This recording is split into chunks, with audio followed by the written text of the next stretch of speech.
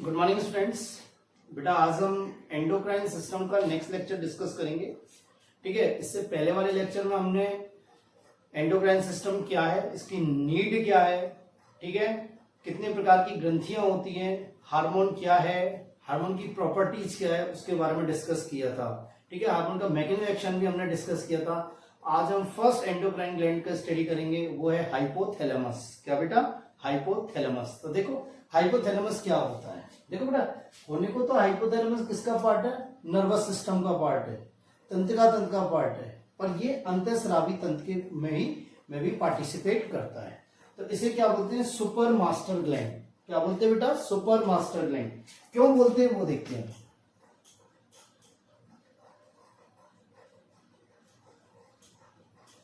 क्या बोलते हैं? Super master gland. क्यों बोलते हैं? देखो, एक्चुअली मास्टर ग्लैंड जो होती है वो कौन सी होती है? पीयूष ग्रंथि। कौन सी होती है बेटा? पीयूष ग्रंथि। और पीयूष ग्रंथि एक ऐसी ग्रंथि होती है जो सभी अंतःस्रावी ग्रंथियों से हार्मोन के निर्माण को या हार्मोन के निर्माण को और हार्मोन के स्रावण को कंट्रोल करती है। बात समझ में आई? ये ग्रंथि सभी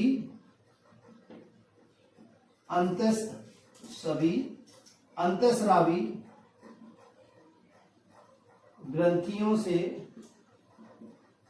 ग्रंथियों में हार्मोन के संश्लेषण एवं स्रावण को नियंत्रित करती है।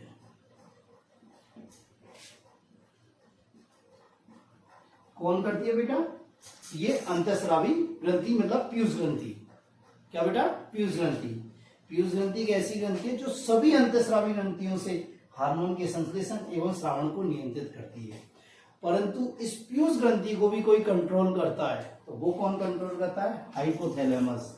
कौन कंट्रोल करता है बेटा? हाइपोथैलेमस। इसलिए हाइपोथैलेमस को क्या बोलते हैं? Super master gland. क्या बोलते हैं? Super master gland. देखो, हम कहीं भी, जैसे अपना स्कूल है, ठीक है, स्कूल में एक टीचर क्या करता है? बच्चों को कंट्रोल करता है, एक बच्चों को कंट्रोल करता है, इसलिए से क्या बोलते हैं? मास्टर। ठीक है, अब इस टीचर को भी तो कोई कंट्रोल करता है, ये टीचर भी तो किसी की कंट्रोलिंग में वर्क करता है, तो वो किसी के करता है? प्रिंसिपल की में। किसकी में? प्रिंसिपल की में। तो इसीलिए हाइपोथैलेमस क्या है? हमारा प्रिंसिपल एक तरह से। तो इसे क्या बोलते हैं? प्रिंसिपल ग्लैंड या सुपर मास्टर ग्लैंड। बात समझ में आई?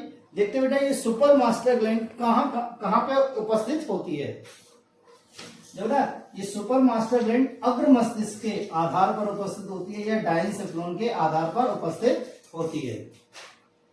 ये कहां उपस्थित होती है? अग्र मस्तिष्क या डायंसेफ्लोन के आधार पर उपस्थित होती है।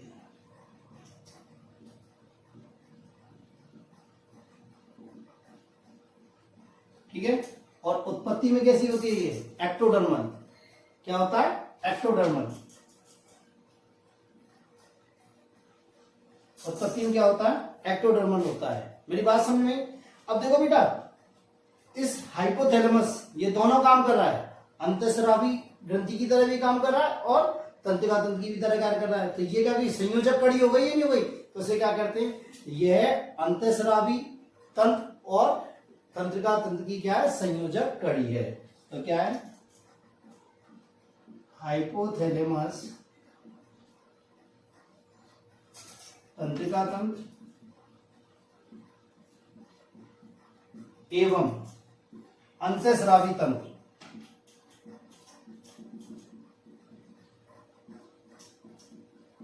की संयोजक कड़ी है। संयोजक कड़ी। देखो कैसे तंत्रिका तंत्र की संयोजक, तंत्रिका तंत्र का क्या कार्य है इसमें? देखो, तंत्रिका तंत्र से रिलेटेड क्या काम करती है? देखो बेटा, एक तो हमारी बॉडी के टेम्परेचर को कंट्रोल करती है। क्या करती है? बॉडी के टेम्परेचर को कंट्रोल करती है। हमारा जो प्यास का सेंटर है, थ्रस्ट, प्यास, उसका ये सेंटर है, हमारी भूख का ये सेंटर है। बात समझ में आई? तो ये क्या करती है? हमारे शरीर के ताप का नियंत्रण, क्या करती है बेटा, शरीर के ताप का नियंत्रण करती है।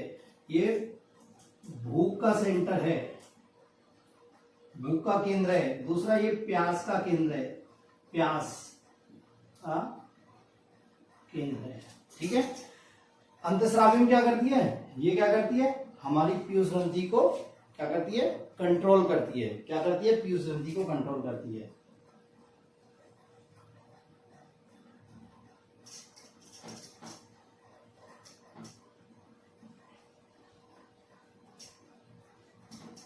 पीयूष ग्रंथि को कंट्रोल करती है। तो ये क्या हो गई, हाइपोथैलेमस क्या है, तंत्रिका तंत्र एवं अंतःस्रावी तंत्र की संयोजक कड़ी माना जाता है। मेरी बात यहां तक क्लियर है। नेक्स्ट देखो बेटा, देखो ये हाइपोथैलेमस जो होता है, इसमें जो कोशिका होती है वो तंत्रिका कोशिका होती है। क्या होती है, तंत्रिका कोशिका। और वो तंत्रिका कोशिका ऐसी कोशिका होती है जो क्या करती है, हार्मोन का स्राव भी करती है। बात समझ में आई। तो इस हाइपोथैलेमस में क्या होती है, तंत्रिका कोशिका। क्या बेटा, तंत्रिका कोशिका। और ये तंत्रिका कोशिका ऐसी होती है जो किसका स्राव करती है, हार्मोन का। किसका स्राव करती है, हार्मोन का। इसलिए इन्हें क्या बोलते हैं, तंत्रिका स्रावी कोशिकाएं। क्या बोलते हैं बेटा, तंत्रिका स्रावी कोशिकाएं।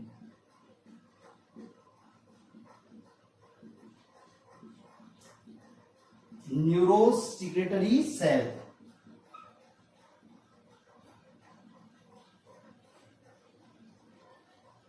क्या बोलते हैं ना बेटा, न्यूरोसिक्रेटरी सेल। बात समझ में आई। क्योंकि ये क्या करती हैं, तंत्रिका कोशिकाएं और हार्मोन का स्राव करती हैं। इन्हें क्या बोलते हैं, न्यूक्ली भी बोलते हैं। क्या बोलते हैं बेटा, न्यूक्ली भी बोलते हैं। अब देखो मेरी बात समझने की कोशिश करना। यहां पे हाइपोथैलेमस, ये मैंने तंत्रिका स्रावी कोशिकाएं बनाई हैं, यहाँ तंत्रिका स्रावी कोशिकाएं न्यूक्ली लिखी है। ये हार्मोन का स्राव करती हैं, ये हार्मोन का स्राव करती हैं। और ये हार्मोन क्या करते हैं, पीयूष ग्रंथि को कंट्रोल करते हैं। क्या करते हैं, पीयूष ग्रंथि को कंट्रोल करते हैं। तो मतलब यहां से हार्मोन स्रावित होके कहां जाएगा, पीयूष ग्रंथि में जाएगा, तभी तो कंट्रोल होगा। तो बेटा ये हार्मोन जो होते हैं, ये हाइपोथैलेमस से पीयूष ग्रंथि द्वारा दो तरह से जाते हैं। क्या करते हैं, दो तरह से जाते हैं। उससे पहले आप एक चीज और देखो, ये पीयूष ग्रंथि होती है, इसके दो भाग होते हैं। एक तो होता है अग्र पीयूष ग्रंथि और एक होता है पश्च पीयूष ग्रंथि। जो आगे की तरफ होती है वो अग्र पीयूष ग्रंथि और पीछे की तरफ होती है वो पश्च पीयूष ग्रंथि। अब देखो बेटा, जो हार्मोन यहां से अग्र पीयूष ग्रंथि में आते हैं, क्या आते हैं, अग्र पीयूष ग्रंथि में आते हैं, वो किसके द्वारा आते हैं, इस हाइपोफाइशियल निर्वाहिका तंत्र द्वारा आते हैं। किसके द्वारा, हाइपोफाइशियल निर्वाहिका तंत्र द्वारा आते हैं। ठीक है। ये कहां, इससे हार्मोन कहां आते हैं, हाइपोथैलेमस से कहां आते हैं, हाइपोथैलेमस से कहते हैं अग्र पीयूष ग्रंथि। इसमें अग्र पीयूष ग्रंथि। बात समझ में आई। और देखो पश्च पीयूष ग्रंथि में जो हार्मोन आते हैं वो कैसे आते हैं, यहां स्रावित होते हैं। ये जो स्रावी कोशिका है ना, यहाँ की हाइपोथैलेमस की जो स्रावी कोशिका है, वो स्रावी कोशिका डायरेक्ट कहां आती है, पीयूष ग्रंथि तक आती है, स्पष्ट पीयूष ग्रंथि तक आती है। और यहाँ पे हार्मोन लेके आती है। क्या लिखती है, यहाँ पे हार्मोन लेके आती है। दोबारा सुन लो, अग्र पीयूष ग्रंथि में हार्मोन हाइपोथैलेमस से किसके द्वारा आते हैं, इस निर्वाहिका तंत्र द्वारा। किसके द्वारा, निर्वाहिका तंत्र द्वारा। और पश्च पीयूष ग्रंथि में किसके द्वारा आते हैं, खुद न्यूरॉन। क्या बेटा, खुद न्यूरॉन यहां तक लेके आते हैं, तंत्रिका यहां तक हार्मोन लेके आती है। मेरी बात से क्लियर है। नेक्स्ट देखते हैं कि पीयूष हाइपोथैलेमस द्वारा स्रावित हार्मोन। देखो बेटा, हाइपोथैलेमस से 4 प्रकार के हार्मोन स्रावित होते हैं। वैसे जनरली 2 प्रकार का कैटेगराइज किया है, पर मैं इसलिए 4 बता रहा हूं कि जैसे आपको आगे जाके डाउट ना हो। देखो कौन कौन से होते हैं। एक तो होते हैं मोचक हार्मोन, जिन्हें बोलते हैं रिलीजिंग हार्मोन।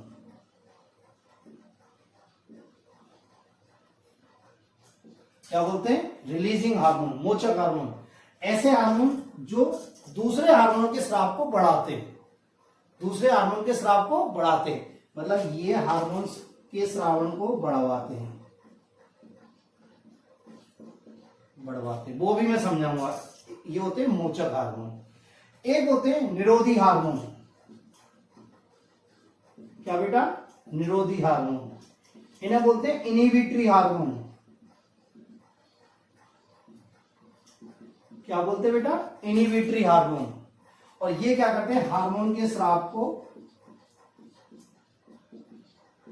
कम करते हैं, हार्मोन के स्राव को कम कराते हैं।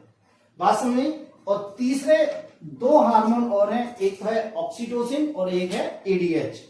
क्या बेटा, एक ऑक्सीटोसिन और एक एडीएच। मैं यहां लिख देता हूं,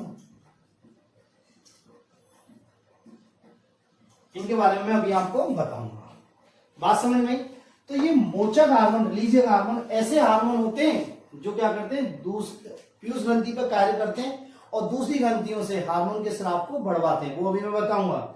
और निरोधी हार्मोन वे होते हैं जो पीयूष ग्रंथि पे जाके कार्य करते हैं और क्या करते हैं, दूसरी ग्रंथियों से हार्मोन के स्राव को घटवाते हैं। एक तरह से क्या होता है, ये रेगुलेट करते हैं, हार्मोन के स्राव को कंट्रोल करते हैं। यदि हार्मोन की मात्रा अधिक हो गई, यदि किसी हार्मोन की मात्रा अधिक हो गई तो ये वाले हार्मोन निकलते हैं, जैसे कि उस हार्मोन की मात्रा को कम किया जा सकता है। और यदि किसी हार्मोन की मात्रा कम हो गई तो ये वाले हार्मोन निकलते हैं, जिससे कि हार्मोन की मात्रा को बढ़ाया जा सकता है। मेरी बात समझ में। देखो, ये मोचक हार्मोन, निरोधी हार्मोन याद करने से पहले आपको एक चीज याद करनी है, पीयूष ग्रंथि के हार्मोन। यदि पीयूष ग्रंथि के हार्मोन आपको याद हो गए तो ये बहुत जल्दी याद हो जाएंगे आपको। मेरी बात समझ में आई। देखते हैं अपन थोड़ा सा पीयूष ग्रंथि के हार्मोन देख लेते हैं, उसके बाद अपन इन्हें बात करते हैं।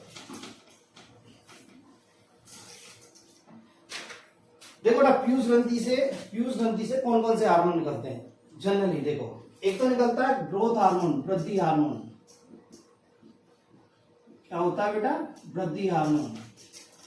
एक होता है पीआर, प्रोलैक्टिन हार्मोन। क्या बेटा, प्रोलैक्टिन हार्मोन। ठीक है। एक निकलता है बेटा एमएसएच, मेलेनोसाइट स्टिमुलेटिंग हार्मोन। क्या निकलता है बेटा, मेलेनोसाइट स्टिमुलेटिंग हार्मोन। ऐसा हार्मोन जो मेलेनोसाइट के निर्माण को प्रेरित करता है।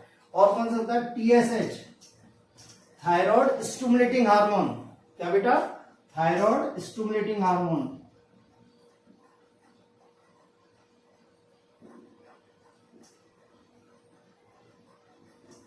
ठीक है। और कौन सा निकलता है, एक निकलता है एसीटीएच, या इसको बोलते हैं सीटीएच, एड्रीनो कॉर्टिकोट्रोपिक हार्मोन।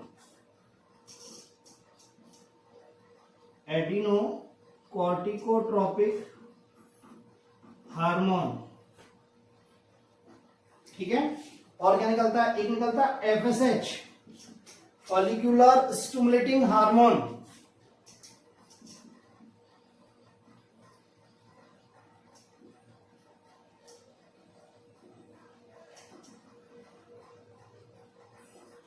और एक निकलता है एलएच। क्या निकलता है, एलएच, जिसे क्या कहते हैं, ल्यूटिनाइजिंग हार्मोन।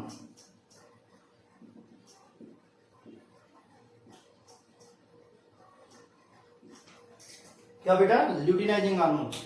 देखो बेटा, ये चैप्टर एक ऐसा चैप्टर है, आप कोई भी कोर्स कर लेना मेडिकल का, चाहे एमबीबीएस कर लेना, चाहे बीडीएस कर लेना, चाहे वेटनरी कर लेना, नर्सिंग कर लेना, कुछ बीएससी कर लेना, कुछ भी कर लेना, आपको ये ऐसी कैसी याद करना पड़ेगा। और ये इंग्लिश टर्म ही आते हैं, हिंदी टर्म बहुत कम पूछता है, हिंदी टर्म बोलता ही नहीं, वो इंग्लिश टर्म ही बोलता है, क्योंकि इसे याद करना आसान होता है इसलिए।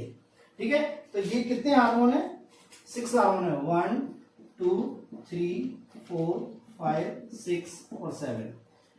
एक्चुअली 6 क्यों बोल रहा हूं, क्योंकि एफएसएच और एलएच को दोनों को मिला के क्या बोलते हैं, गोनाडोट्रोपिन हार्मोन बोलते हैं। क्या बोलते हैं, गोनाडोट्रोपिन हार्मोन। क्या बोलते हैं बेटा, गोनाडोट्रोपिन हार्मोन।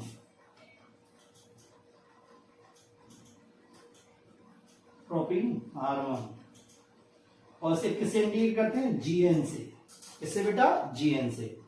यदि आपको ये याद हो गए तो ये याद करना बड़ा इजी है। वृद्धि hormone, prolactin hormone, melanocyte stimulating hormone, thyroid stimulating hormone, adrenocorticotropic hormone. देखो बेटा, इनमें देखो कौन जो निरोधी हार्मोन होते हैं ना, वो कितने होते हैं, 4। निरोधी हार्मोन कितने होते हैं, 4। बाकी सब 6 हार्मोन कैसे होते हैं, मोचक हार्मोन। क्या होते हैं, मोचक हार्मोन। तो टोटल हाइपोथैलेमस से किससे स्रावित हुए, 6 तो क्या हो गए मोचक हार्मोन, 4 क्या हो गए निरोधी हार्मोन और 2 क्या हो गए ऑक्सीटोसिन और एडीएच। तो टोटल कितने हो गए 12 हार्मोन हो गए। कितने हो गए 12 हार्मोन। तो देखो कौन कौन से मोचक हार्मोन होते हैं, कौन कौन से निरोधी हार्मोन होते हैं। तो पहले हम देखते हैं निरोधी हार्मोन क्या होते हैं बेटा। निरोधी हार्मोन देखो निरोधी हार्मोन कौन कौन से होते हैं। एक तो होता है ग्रोथ हार्मोन इनहिबिटिंग हार्मोन। कौन सा होता है बेटा ग्रोथ हार्मोन इनहिबिटिंग हार्मोन। और कौन सा होता है prolactin hormone inhibiting hormone. Prolactin hormone inhibiting hormone. और कौन सा होता है MSH inhibiting hormone, melanocyte stimulating hormone inhibiting hormone. और एक कौन सा होता है thyroid stimulating hormone inhibiting hormone. Thyroid stimulating hormone inhibiting hormone. ठीक है। अब देखो रिलीजिंग हार्मोन क्यों कहते हैं, सबके रिलीजिंग हार्मोन होते हैं। रिलीजिंग हार्मोन तो सबके होते हैं, इनहिबिटिंग हार्मोन सिर्फ 4 के होते हैं। देखो कौन कौन से होते हैं growth hormone releasing hormone, prolactin hormone releasing hormone, MSH releasing hormone, TSH releasing hormone, corticotropic releasing hormone. और एक मैंने बताया था ना गोनाडोट्रोपिन हार्मोन, मतलब एफएसएच और एलएस दोनों को मिला के क्या होते हैं गोनाडोट्रोपिन हार्मोन। तो गोनाडोट्रोपिन हार्मोन रिलीजिंग हार्मोन। बात समझ में। तो 1 2 3 4 5 6 1 2 3 4 बात समझ में आई। बाकी ये तो हार्मोन होते ही होते हैं। मेरी बात समझ। तो ये हार्मोन क्या है जो इन हार्मोनों की सांद्रता को बढ़ाते हैं और ये हार्मोन क्या है जो इन हार्मोनों की सांद्रता को घटाते हैं। बात समझ में। देखो कैसे, एक बार देखो आप मान लो हमारी बॉडी के अंदर ग्रोथ हार्मोन की अधिकता हो गई। मान लो ग्रोथ हार्मोन की अधिकता हो गई, बहुत अधिक हो गया ग्रोथ हार्मोन अधिक मात्रा में। अब ग्रोथ हार्मोन अधिक मात्रा में तो लंबाई बहुत अधिक बढ़ जाएगी भाई, इसको कंट्रोल करने वाला भी तो होना चाहिए। तो जैसे ही ग्रोथ हार्मोन अधिक होगा वैसे ही क्या होगा बेटा, ये गोनेडोट्रोपिन सॉरी ये हाइपोथैलेमस, क्या बेटा हाइपोथैलेमस, ये क्या निकालेगा ग्रोथ हार्मोन इनहिबिटिंग हार्मोन। क्या निकालेगा बेटा ग्रोथ हार्मोन इनहिबिटिंग हार्मोन। और ये ग्रोथ हार्मोन इनहिबिटिंग हार्मोन क्या करेगा, ये प्यूज ग्रंथि से ग्रोथ हार्मोन के स्राव को कम कर देगा। ग्रोथ हार्मोन के स्राव को क्या कर देगा बेटा कम कर देगा। तो इसकी सांद्रता नॉर्मल हो जाएगी या नहीं हो जाएगी। बात समझ में। ऐसी देखो यदि मान लो ग्रोथ हार्मोन की कमी हो गई, क्या हो गई बेटा ग्रोथ हार्मोन की कमी हो गई, कम मात्रा हो गई। यदि ग्रोथ हार्मोन की कम मात्रा हो गई तो क्या हो जाएगी लंबाई घट जाएगी, बौना हो जाएगा आदमी। तो ऐसी कंडीशन में क्या होगा हाइपोथैलेमस सक्रिय होगा और ये क्या निकालेगा ग्रोथ हार्मोन रिलीजिंग हार्मोन। क्या निकालेगा ग्रोथ हार्मोन रिलीजिंग हार्मोन। और ये हार्मोन किस पे काम करेगा पीयूष ग्रंथि पे, और पीयूष ग्रंथि से क्या ग्रोथ हार्मोन के स्राव को क्या कर देगा बढ़ा देगा। ग्रोथ हार्मोन के स्राव को बढ़ा देगा। तो ये उसको कंट्रोल कर रहा है, इसको क्या कर रहा है कंट्रोल कर रहा है। मेरी बात समझ में आई है नहीं। जैसे अपन के घर में पापा और मम्मी दोनों हमें कंट्रोल करते हैं। कैसे, पापा गुस्सा वाले होते हैं, मम्मी हमको प्यार करने वाली होती है। यदि हमें दोनों ही गुस्सा करने वाले आ जाएं तो हम डिप्रेशन में आ जाएंगे, और दोनों प्यार करने लग जाएं तो हमें क्या हो जाएगा हम बिगड़ जाएंगे। तो यदि मम्मी हमने पापा में पीटते तो मम्मी हमें बचा लेती है ना। तो दोनों का कंट्रोल होना ना तो हमें बिगड़ने दिया जा रहा और ना ही हमें डिप्रेशन में जाने दिया जा रहा। ऐसे ही ना तो इस हार्मोन की सांद्रता को कम होने दिया जा रहा है, ना इस हार्मोन की सांद्रता को अधिक होने दिया जा रहा है। और इसको कंट्रोल किया जा रहा है, वो किसके द्वारा किया जाता है हाइपोथैलेमस के द्वारा। किसके द्वारा हाइपोथैलेमस के द्वारा। पर कभी कभी जो एबनॉर्मल कंडीशन होती है बेटा, असामान्य अवस्थाएं होती हैं, तो इस हार्मोनों की कमी हो जाती है या अधिकता हो जाती है, तो हमें क्या हो जाते हैं रोग उत्पन्न हो जाते हैं। क्या हो जाते हैं बेटा रोग उत्पन्न हो जाते हैं। बात समझ में आई। दूसरी बात देखो बेटा, ये एडीएच और ऑक्सीटोसिन ये हार्मोन क्या करते हैं, ये हार्मोन पश्च पीयूष ग्रंथि में जाके पश्च पीयूष ग्रंथि में क्या होते हैं संग्रहित होते हैं। निर्माण तो कहां होता है इनका हाइपोथैलेमस में, पर संग्रहित कहां होते हैं ये बेटा पश्च पीयूष ग्रंथि में। किसमें होते हैं? पश्च पीयूष ग्रंथि में। ठीक है, तो इन्हें हम जब पश्च पीयूष ग्रंथि पढ़ाएंगे तब हम आपको डिस्कस करेंगे। मेरी बात क्लियर है? तो ये हुआ आपका हाइपोथैलेमस। क्या हुआ बेटा? हाइपोथैलेमस। अब आपके माइंड में एक डाउट और आ रहा होगा, मैं बता देता हूं कि सर जैसे ये कॉर्टिकोट्रोपिक हार्मोन है, कॉर्टिकोट्रोपिक रिलीजिंग हार्मोन, अब इसका संदमक तो नहीं है, इसका प्रेरक हार्मोन मतलब मोचक हार्मोन तो है, संदमक हार्मोन नहीं है, तो भैया इसको फिर कौन कंट्रोल करेगा? तो बेटा होता क्या है कि देखो मैं आपको बताता हूं, यहां पे यदि मान लो कॉर्टिकोट्रोपिक हार्मोन की सांद्रता बढ़ गई, या एक मानो कॉर्टिकोट्रोपिक हार्मोन की सांद्रता कम है, ये मानो कॉर्टिकोट्रोपिक हार्मोन की सांद्रता कम है, तो क्या होगा? हमारा हाइपोथैलेमस सक्रिय होगा।